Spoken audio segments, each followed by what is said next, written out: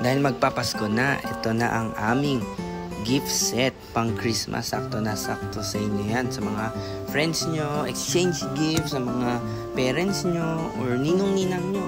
Or baka naman sa mga inaanak nyo at kumare at kumpare, di ba?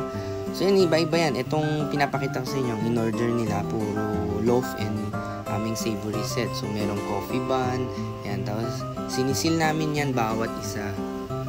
And then, meron din milky bun. Yan, kita nyo naman, sinisil namin sila isa't isa at meron packaging na magaganda. Meron din tayong loaf, so for sharing siya. Meron tayong plain white loaf. Meron din tayong ham and cheese loaf. So, pang pamilya na rin talaga siya. Ito yung marirecommend ko sa inyo kung family ang pagbibigyan nyo. And then, kung pang mag-asawa lang or maybe sa isang tao lang, yung aming fairy one set or aming pearl set naman ang isasuggest ko. So, hiwain ko na rin to mga loaf na to para for sharing talaga siya at madali siyang bite size, diba? Eh, wala pa kami dahil small business pa lang kami, wala pa kami yung mga nakita niya sa mga mall or sa ibang big brands dyan. May automatic shredder sila. So, sa ngayon, ganito na lang muna tayo pa isa-isa. Manifesting natin yan. At sa bawat support nyo, eventually aabot kami dyan. So, thank you each and every one sa inyo. So, hindi lang to pang Metro Manila. Kahit po province kayo, pwede natin padala siya via bus o via air, diba? So, kung Visayas, Mindanao kayo, via air naman po. Kung OFW kayo, gusto nyo surprisahin yung family nyo dito sa Pilipinas, pwede po. So, ito naman, nakikita nyo ham and cheese loaf namin. Makikita nyo, laki na sila, diba? So, sulit na po yan. Good for sharing na po siya. Usually, yung pinakamura kong box nasa 300 po. Then, pinakamataas po nasa 700. So, mas maraming pieces naman po. Itong nakikita nyo, 500 lang lahat yan. Dalawang loaf na, dalawang bowl set pa. Coffee and milk pa siya. Good for sharing lahat yan.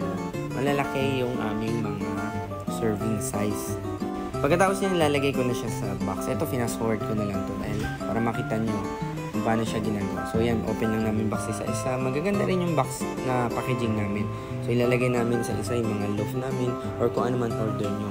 Yung very one set naman, yun yung may mga fruits on top na may custard filling. So, may mga toppings na siya ng strawberry, mango, grapes, at Oreo.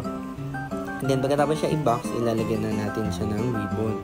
So, ito, nakikita nyo, sineset up namin itong savory set namin na may loaf and coffee and milk bun siya. Meron din tayong pearl set, yun yung tinatawag namin na parang donut shape siya. So, lahat to ay malalambot. So, perfect for kids, adults, teenager, or even senior. Pwede po.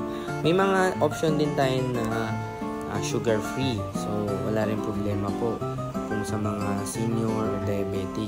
Meron din tayong mga matatamis, kagaya ng Nutella, peanut butter, milk bun. Yan, iba-iba po. Meron din tayong mga neutral naman. Di ganun katamis at hindi rin sugar-free na nababagay sa mga teenager. So, pagkatapos siya i-box, ilalagay na namin yung ribbon. So, yan, isa-isa namin ribbon. And then, kung gusto nyo ng greetings, pwede na po yan. Free na po yan.